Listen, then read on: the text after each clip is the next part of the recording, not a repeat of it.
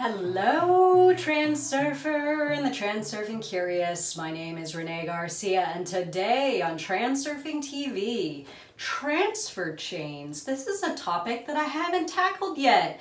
And today I was sort of going through my mind thinking, what have I not talked about? And this one popped up.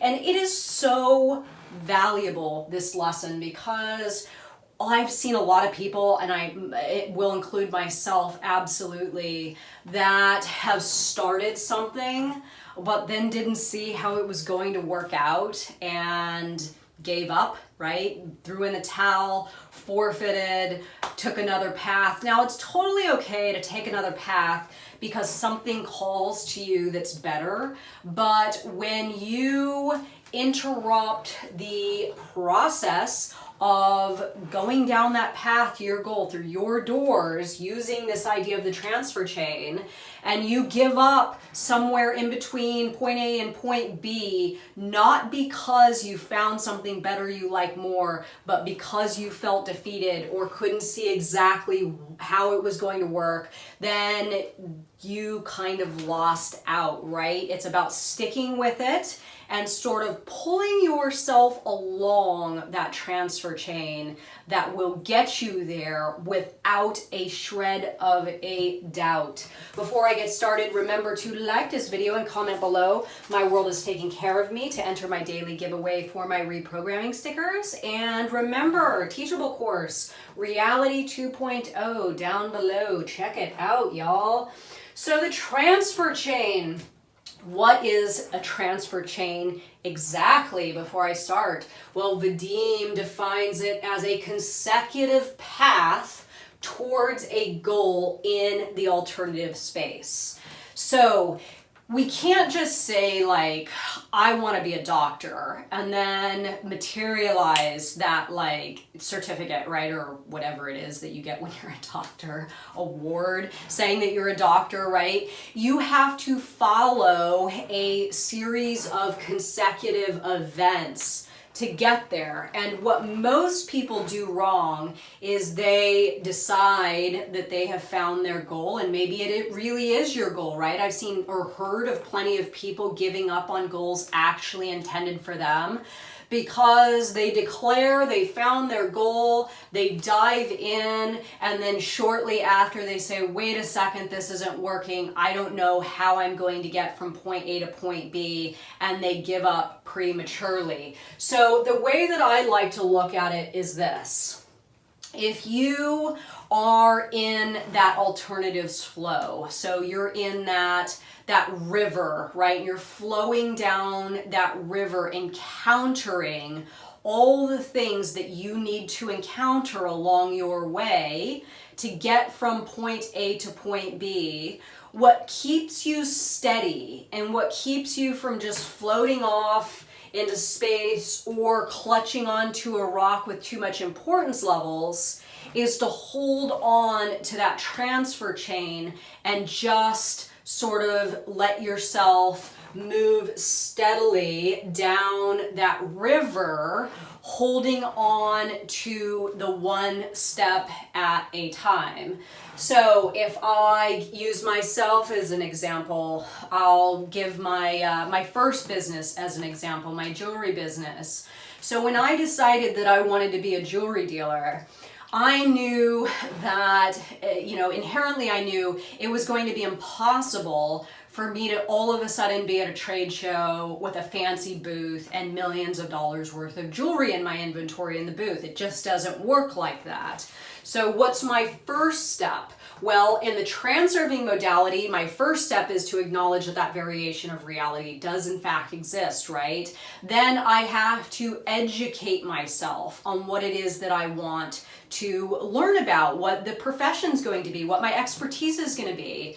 Then I need to get an office, right? Then I need to start trading. Then I need to enhance my trading abilities or my skills. Then I need to get more capital so I can buy more. Then I need to, and it just goes on and on and on, but I'm not going to just start somewhere and then find myself at the end without moving through that consecutive transfer chain, as he puts it. So what are some points? Well, the individual stages are closely linked to each other. So again, going to my example, I declare to myself in my reality, I want to be a jewelry dealer. So then I'm in the environment, right? Because I put myself in that environment. Therefore, educating myself is very closely situated to that environment that I have immersed myself in. Then trading is an extension of the education process. I'm educating myself, then I'm taking actionable steps to actually trade using my education. Then when I start trading, then I start making more money, therefore more capital comes in, and then I can start trading more and more and more. So it's like building. It's like starting with a platform, and that platform or that foundation is you declaring what your intention is and accepting that that version of reality does in fact exist. And then you start to you start to build the structure, so to speak. But the individual stages are all closely linked to each other. So you don't necessarily have to figure it all out. One is going to lead to the next, and it always happens like that because you're in that area of the alternative space. You're going to see other stuff that then will tell you how to move in the direction of your intention. Linked sectors are close together. Again, I just said that, but these are really just saying the two things in a different way. Your path to your goal, what your path to your goal is it's the links in the alternatives flow. So getting back to the river analogy, your flow and really moving through that flow, because remember, our inner intention thinking minds and what we can perceive as possibilities on our own accord is way more limited than what our world is capable of showing us. So putting yourself into the alternatives flow and only focusing on that first stage, then you see via the alternatives flow how to move on to that next stage, that next link, and then so on and so forth, and you work yourself down the transfer chain. But it's like, again, you're holding on to those links, going down that river, just doing one step at a time until you reach your destination, really.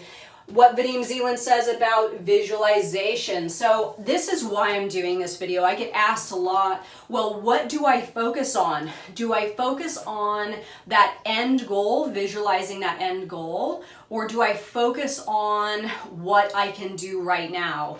And the answer is you can do both. It doesn't hurt to visualize that end goal, but again, trying to figure out all the ways from point A to point B is overwhelming to the human mind, and it's not really effective. So the best thing to do is play that slide in your mind of you achieving whatever it is you want, and then also try to visualize the process in that current link. So I want to educate myself on jewelry, right? I focus on the process. I play that slide.